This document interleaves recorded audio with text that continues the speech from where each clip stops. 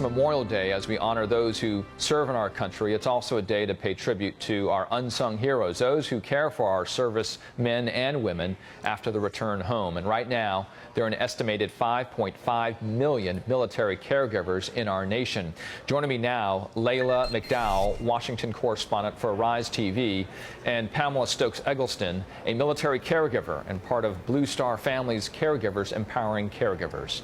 Pamela, I want to start with you. Your husband did 2 tours in Iraq, and in his second tour, he was hit with an IED and had to undergo over 60 surgeries, and he returned with PTSD. And I read in Layla's piece here that you developed secondary PTSD as well. Can you describe the difficulties you had in getting care for your husband? Sure, there were a lot of difficulties. I am very interested in looking at those difficulties and using them as a sounding board. From the darkness, you go into the light.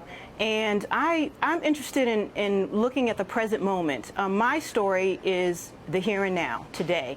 And so through those hardships, through my husband's PTSD and traumatic brain injury, sure, I developed secondary PTS. But I also want to take that going forward, looking at how I can help my fellow military and family caregivers to take better care of themselves. That is the initial point here I want to make, is that self-care and self-preservation is paramount to taking care of others and your wounded warriors. And so I like to use yoga. I work with my organization called Yoga to Sleep.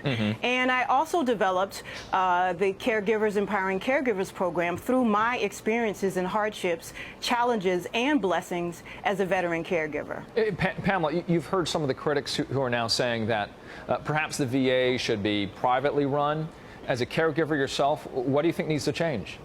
Well, that's a great question, and I'd like to state that my husband's benefits with the VA and in working with the VA have been absolutely fantastic. I think that when you have any type of bureaucracy, when you're dealing with people in any situation, that you're going to have ups and downs. And I'm interested in moving on into the present moment. I'm interested in positive proactivity, as I like to call it. And so I think in moving forward, we need to look at solutions and not blame, and addressing these issues with our wounded warriors and our military caregivers. Now, Layla, you also spoke with other military caregivers. One woman you spoke with said this, quote, that the biggest challenge is dealing with an overworked VA staff that makes mistakes. Jason was on a medication that had the wrong instructions on it, causing him to sleep all day. It took weeks of arguing to get it fixed. So with most of the caregivers you spoke with, what were some of the worst situations that you learned about?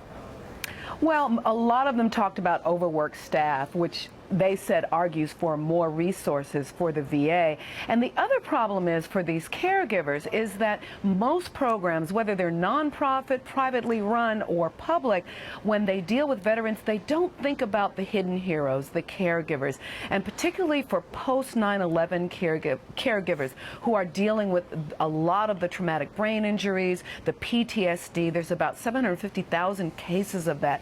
It creates particular hardships for them, and they do develop their own secondary PTSD. They're 4 times at the risk for depression. So a lot of the advocates say that, and they lose money, and in fact, many of them lose wages. A good 2/3 of them work because the vast majority of post 9/11 are young. They're under 30. They have a child, they work, but they lose a lot of time caring for their loved one, so they lose their job. So what they're asking for are things like income supports, and for the programs that do take care of the veterans, that do provide services to the veterans, to also think about providing services to caregivers.